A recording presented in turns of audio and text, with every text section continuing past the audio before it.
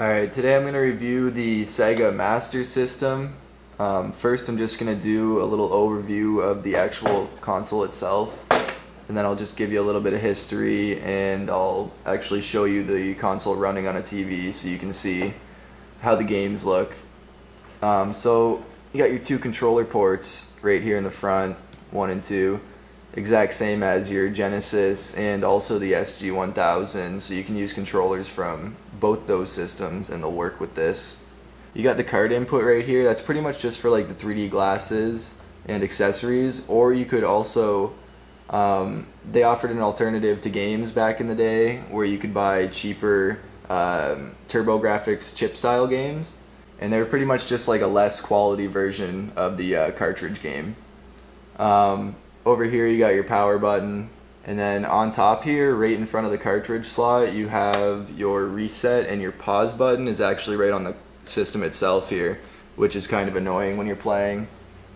On the back here, you got your AV out, channel selection, RF out, and then your power. I'm actually using AV nowadays, and it's so much better than your old school RF adapter. So this is what the cartridges look like. This is Wonderboy. Yeah, so I never actually saw any of these back in the day. I never really knew anyone that owned them. I guess they didn't sell too well in North America, and that was due to a couple main reasons. One being that they released in 1986, 1 year after the NES was released. And that was just so popular, and the library of games was already so good that it didn't stand much of a chance. Also, Sega didn't release games consistently enough for the Master System, whereas NES was pumping out, who knows, a couple dozen games every month. These guys would only produce maybe 1, 2, 3 titles max a month. Now Sega was actually kind of smart in the fact that they didn't actually try to compete with the NES. Instead, they gave over their marketing rights and everything to Tonka, which was a terrible idea because Tonka had no idea what they were doing in the video game industry. And that kind of hurt them in North America. But they decided to focus heavy on the European market, and especially Brazil, where they were able to sell about 12 million copies together. So that's where they got the bulk of their business. So the controller that actually comes with the system looks like this. Just got your standard 2-button with your D-pad. No start button because, like I said earlier, it's actually on the system here. You do have the option to screw in a joystick here. I don't really know if that would help very much because this control pad isn't really built the greatest. I would never use this if I'm gaming on this. I would always switch over to a Genesis pad. If you have a 6-button pad, I would preferably use one of those. But anything is better than this, that's for sure. So instead of the RF adapter, you're much better off just picking yourself up some AV connection. I'm sure your local game store will probably have these for anywhere from $8 to $10, and it's well worth it. Also, this AV cord in particular works for both the Master System and the Genesis Model 1. The Model 2, you're gonna have to get a different power cord and AV cord for that guy to work. So overall, this is a great system. If you haven't played it, I'd definitely suggest picking one up. Just for the Wonderboy series alone even, I mean, that's a great series of games right there. Plus they have a bunch of awesome Sega arcade ports, and a lot of the titles were made by Sega. So the Sega Master System right here, the US version, retailed for about $200 back in '86 when they released it. And it actually included a built-in version of the game Snail Maze, which was accessible by turning on the system without a cartridge and accessing the system's BIOS. There you could play a game with a snail and guide him through various mazes. Alright, so now I'm just going to hook this thing up and show you guys what some Wonderboy 3 The Dragon's Trap looks like.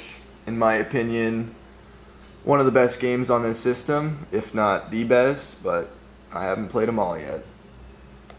Let's check it out.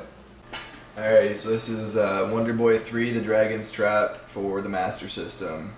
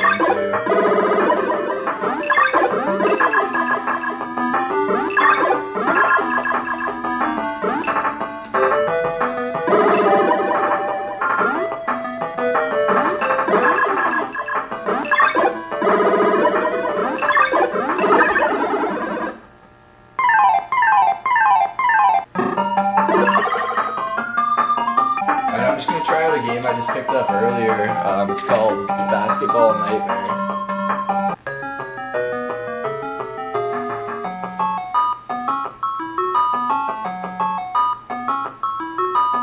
Seems pretty promising. Music ain't too bad.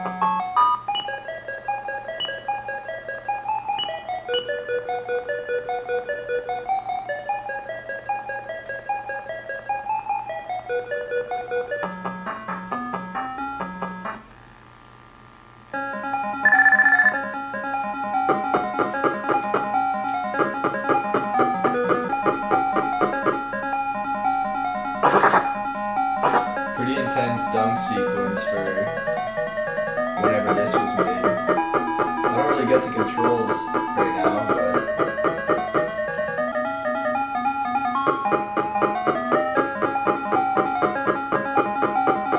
and this little pink guy's gonna dunk on me again. What the hell?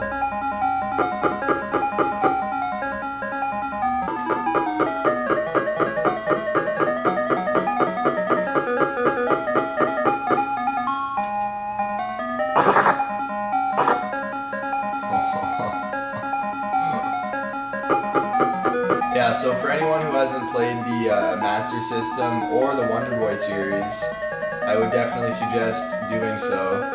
So that's my video review on the Sega Master System. Thanks for watching.